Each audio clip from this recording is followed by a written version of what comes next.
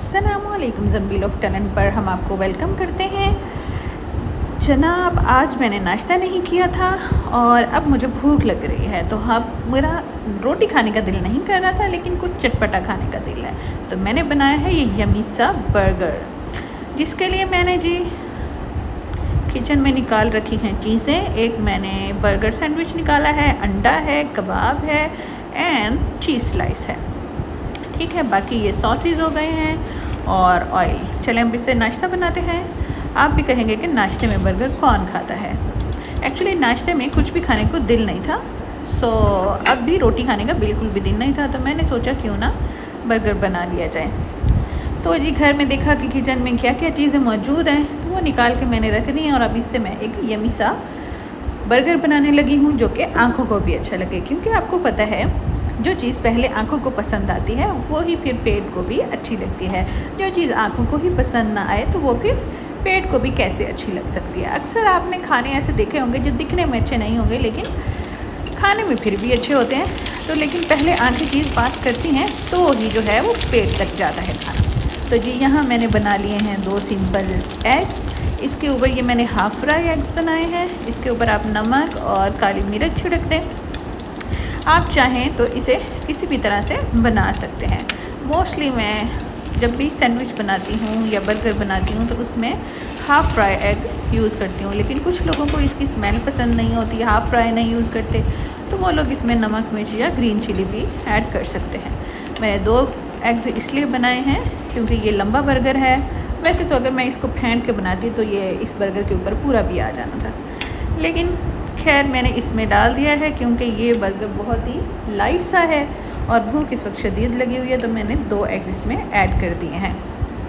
अब मैंने इस पर मज़ीद ऑयल नहीं लगाया क्योंकि ये नॉन स्टिक तवा है, तो मैं अपने खाने में कोशिश करती हूँ कि घी कम से कम यूज़ करूँ। वैसे मुझे सालन में तरी वाला ही सालन पसंद है, लेकिन बाकी सारी चीज़ों में मैं ऑयल कम से कम लगाती हूँ। अब जी ब्रेड हमारा सीख गया है।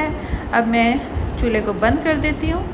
साथ हम इस पर लगा लेते हैं मायोनीज़। देखें कैसे हाथ कांप रहा है, एक हाथ से मोबाइल पकड़ा हुआ है ना। पहले असल में वीडियोस बनाना इसीलिए इजी था, कुकिंग की वीडियोस अब मैं इसीलिए शेयर नहीं कर पाती। पहले मैं और मेरी मम्मा वीडियोस बनाते थे, वो कुछ कुकिंग करती थी तो मैं वीडियो बना लेती थी, मैं कुकिंग करती थी तो वीडियो मम्मा बना लेती थी। अब वो अल्लाह ताला को प्यारी हो गई हैं, साथ ही एक दरूद पाक पढ़ के उनको एहसाले सवाब कर दें।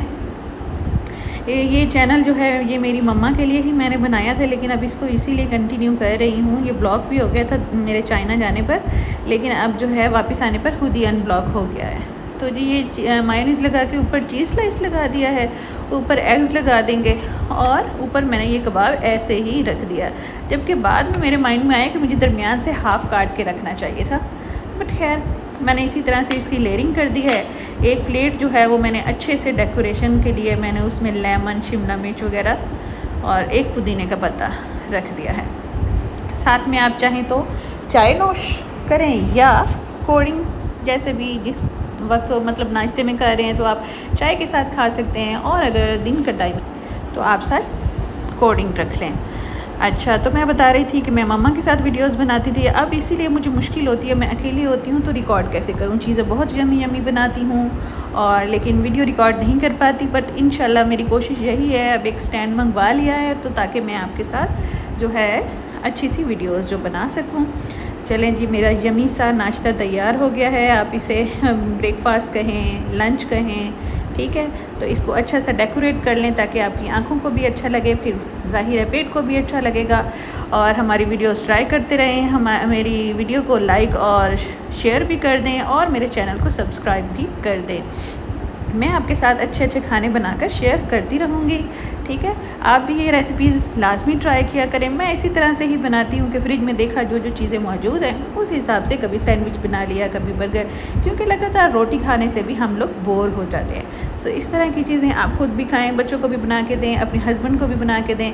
ये एज अ स्नैक भी हो गया, क्योंकि बाहर से आप लोग देख रहे हैं। अभी मैं कल वीडियो देख रही थी, किसी के केक में जो है वो दांत निकल आया है, कभी कोई गंद बला निकल आता है। सो बेटर यही है कि अच्छी अच्छी चीज़ें बनाकर खुद भी खाएँ और घर वालों को खिलाएँ। अल्लाह हाफिज़।